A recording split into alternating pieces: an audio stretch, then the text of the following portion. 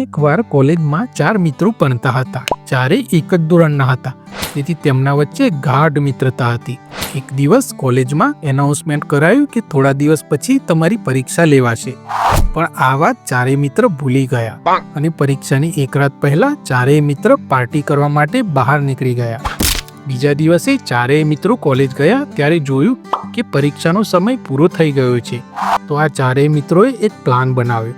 તેમણે પોતાના કપડા પર કારનું તેલ લગાવ્યું અને પ્રિન્સિપાલને કેબિનમાં જઈને પ્રિન્સિપાલને કહ્યું કે અમારી કારનું ટાયર ફાટી ગયું હતું, કાર પંચર થઈ ગયું હતું, તેથી મોડું થતાં અમે પરીક્ષા આપી શક્યા નહીં. પ્રિન્સિપાલે કહ્યું, ઠીક છે, તમે કાલે કોલેજમાં આવો, કાલે તમારી પરીક્ષા લેવામાં આવશે. ચારે મિત્ર ખુશ થઈને ત્યાંથી નીકળી ગયા અને વિચારવા લાગ્યા કે આજે તો આપણે બચી ગયા.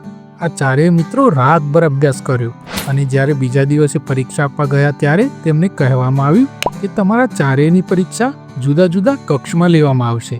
ચારેય મિત્ર જુદા જુદા ક્લાસમાં બેસી ગયા, પણ જ્યારે તેમના હાથમાં ક્વેશ્ચન પેપર આવ્યું તો તેમની આંખો ખુલ્લી રહી ગઈ, કારણ કે ક્વેશ્ચન પેપરમાં માત્ર એક જ સવાલ લખ્યો હતો કે કારનું કયું ટાયર પંચર થયું હતું.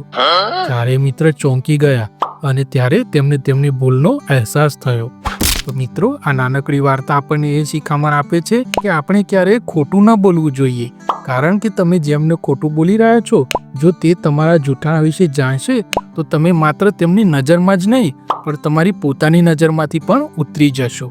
તો મિત્રો, વાર્તા સારી લાગે તો લાઈક કરજો, ચેનલને સબસ્ક્રાઈબ કરજો. મળીશું બીજા વિડીયોમાં. જય હિન્દ, જય ભારત, જય જય ગરવી ગુજરાત.